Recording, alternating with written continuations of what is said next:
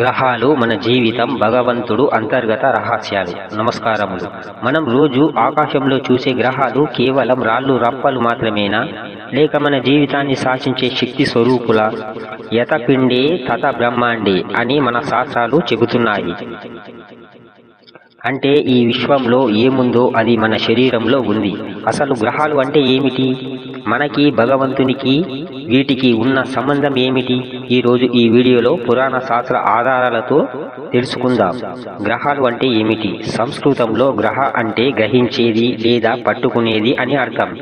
జ్యోతిష్య శాస్త్రం ప్రకారం నవగ్రహాలు అంటే సూర్యుడు, చంద్రుడు, కుజుడు, బుధుడు, గురువు, శుక్రుడు, శని మరియు ఛాయా గ్రహాలైన రాహు, కేతువులు.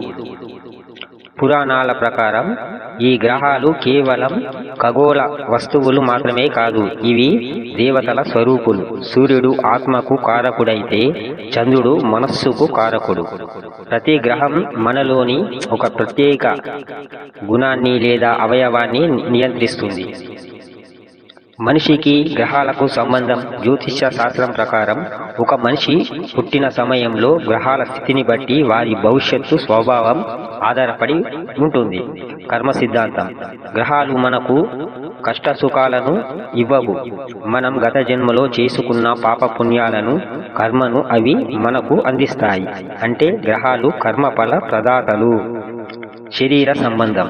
ఉదాహరణకు జాతకంలో సూర్యుడు బలంగా ఉంటే ఆరోగ్యం, అధికారం లభిస్తాయి. శనిగ్రహం క్రమశిక్షణను, కర్మఫలాన్ని నేర్పిస్తుంది. ఆధారం పరహరహోర శాస్త్రం మరియు హరహామి హిరుని గుహలు. జాతకం వంటి గ్రంథాలు గ్రహాల కిరణాలు మానవ మెదడుపై, రక్త ప్రసరణపై ఎలా ప్రభావం చూపుతాయో వివరిస్తాయి. భగవంతుడు మరియు గ్రహాలు. మరి గ్రహాలపైన భగవంతుని అధికారం ఏమిటి? పురాణాల ప్రకారం ప్రతి గ్రహానికి ఒక ఆది దేవత ఉంటారు. ఉదాహరణకు సూర్యునికి శివుడు, చంద్రునికి పార్వతి, కుజుడికి సుబ్రహ్మణ్యేశ్వరుడు ఆది దేవతలు.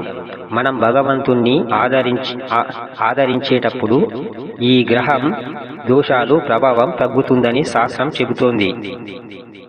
అంటే గ్రహాలు భగవంతుని ఆజ్ఞను పాటించే అధికారులు మాత్రమే. మనం చేసే ధర్మం, ప్రార్థన ద్వారా గ్రహగతులను కూడా అనుకూలంగా మార్చుకోవచ్చు. ముఖ్యమైన ముగింపు మాటలు. గ్రహాలు మనల్ని భయపెట్టడానికి లేవు, మనల్ని సరైన మార్గంలో నడపడానికి ఉన్నాయి. ఈ సృష్టిలోని ప్రతి అణువు ఒకదానితో ఒకటి ముడిపడి ఉంది. గ్రహాలను గౌరవిద్దాం, భగవంతుణ్ణి నమ్ముదాం, సన్మార్గంలో నడుద్దాం. ఈ సమాచారం మీకు నచ్చితే ఈ వీడియోకు లైక్ చేయండి, షేర్ చేయండి. మరిన్ని ఆధ్యాత్మిక విషయాల కోసం మన ఛానల్ని సబ్స్క్రైబ్ చేసుకోండి. ధన్యవాదములు.